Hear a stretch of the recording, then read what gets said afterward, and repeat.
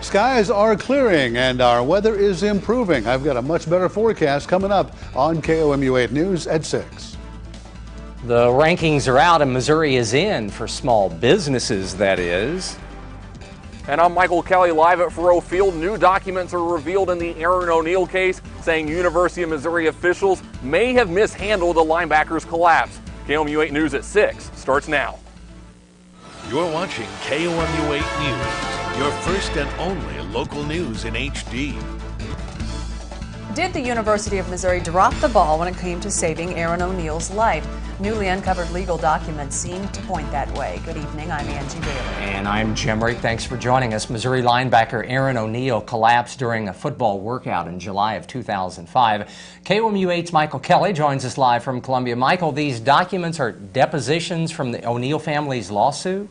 Yeah, Jim and Angie, that's right. Aaron O'Neill's family settled with the university last March, but the AP got hold of more than 600 pages of legal documents. Now, that paperwork says that Aaron O'Neill's, the university actually failed to follow policies for medical emergencies in O'Neill's death. Now, O'Neill was only a freshman linebacker back in the summer of 2005 when he collapsed and later died. This past March, the university did agree to pay $2 million to O'Neill's parents in a settlement.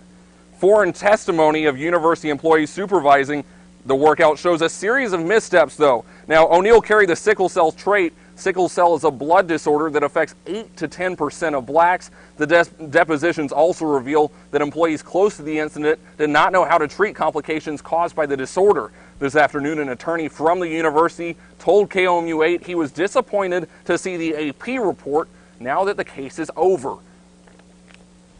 This case is settled. The parties reached a resolution of their dispute without a trial. And so it was disappointing to me to see a rather adversarial article come out in the newspaper making conclusions and to some degree allegations against individual defendants, which I felt was not merited. Jim and Angie, still no word from the O'Neill family, Gary Pinkel, or any of the Tiger players on the latest developments in this case. Reporting live in Columbia, Michael Kelly, KOMU 8 News. Okay, thanks, Michael. Let's check in now with Dave to see what we can expect. Saw some sun poking out there. Hopefully it's going to stick around. Appearance late this afternoon and is still out there just a little bit as the clouds begin to break up. Live Doppler 8 first alert radar tonight, though we are seeing no precipitation anywhere on the scan of our entire viewing area. Going to get a little chilly tonight, though. We have a frost advisory for what you see as much the southern 2/3 of the state of Missouri. That's through 8 a.m. tomorrow, so expect to see some scattered frost in some areas tomorrow. Here's what it looks like for the evening hours. We're looking at 45 degrees by 7 o'clock. Skies will be clearing as we move through the nighttime hours, 43 by 9 and 41 by midnight tonight. A much better forecast coming up in just a few minutes on KOMU 8 News at 6. Jim and Angie, back to you. Okay, thanks a lot, Dave. New research shows that Missouri is one of the best states to start a small business. And that's based solely on energy cost. KOMU 8's Brian Lewis spoke with local managers and owners about the cost of doing business in Columbia.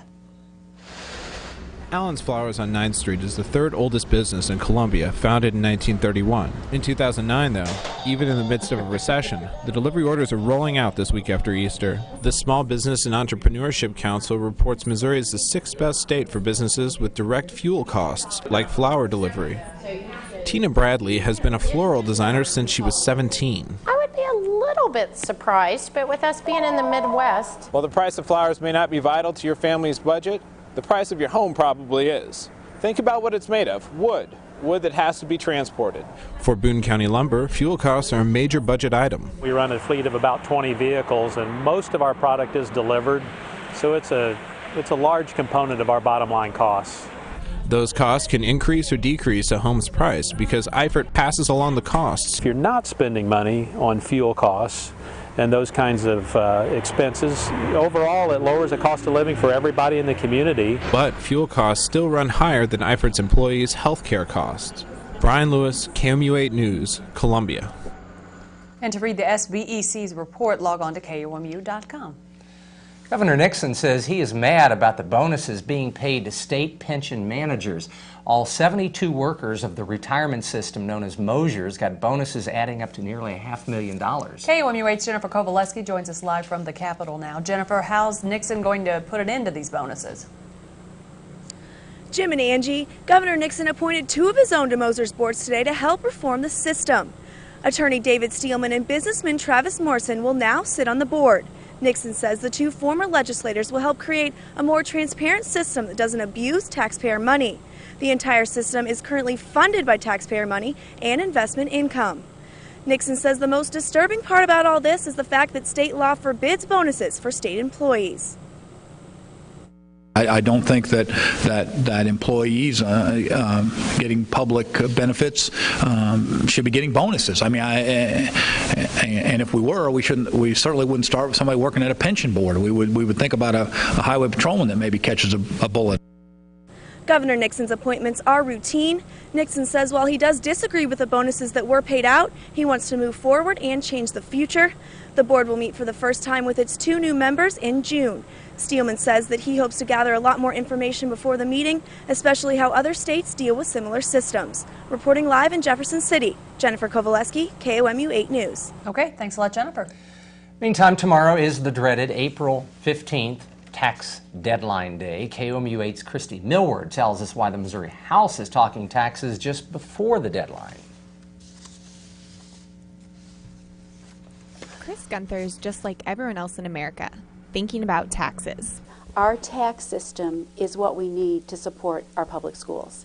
Missouri Representative Ed Emery is sponsoring a bill to eliminate the state's income tax, but Gunther doesn't like that. We don't disagree that it needs to be revamped and revised, but we want it to be fair, sustainable, and adequate to be able to do the job and support our public schools. To get rid of income taxes, the bill would increase Missouri's sales tax. The state rate would jump from 4.225 up to more than 5% for retail sales. Right now, with the income tax, we're taxing people's labor. We're taxing their productivity. The harder you work, the more hours you put in, the more you produce, the more we tax you. And so in some ways, we're punishing good behavior. In addition to changing the sales tax rate, the bill would now tax services, such as getting your plumbing fixed. Both the House and the Senate and the governor have to approve so it can go to a public vote late 2010. Christy Millward, KOMU 8, Jefferson City. And 9 other states don't have income tax, including Florida, Nevada, and Texas. Well, it was a step back in history to complain about the future at the state capitol today. KOMU 8's Casey Breda says they called it a Boston-like Tea Party tax protest.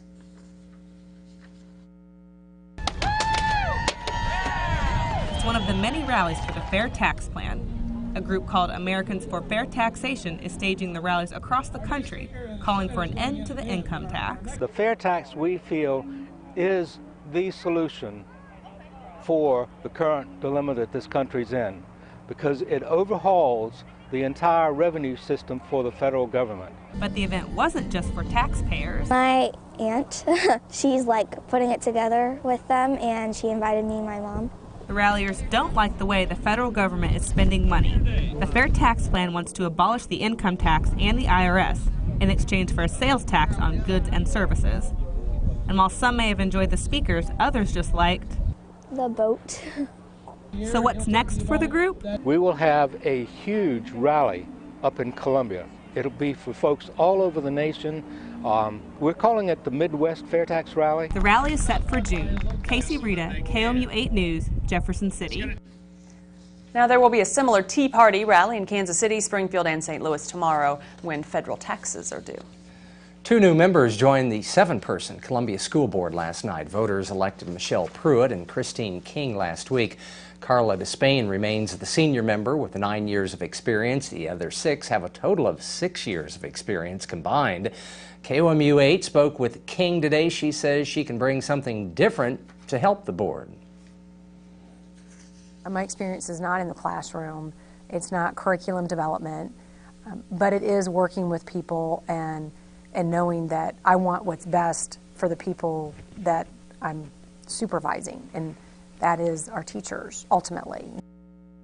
And new at 10, more from the board's new leaders and how they say they'll approach the district's problems. Putting the story in history. Getting dressed up for class takes on a whole new meaning for some Hallsville students.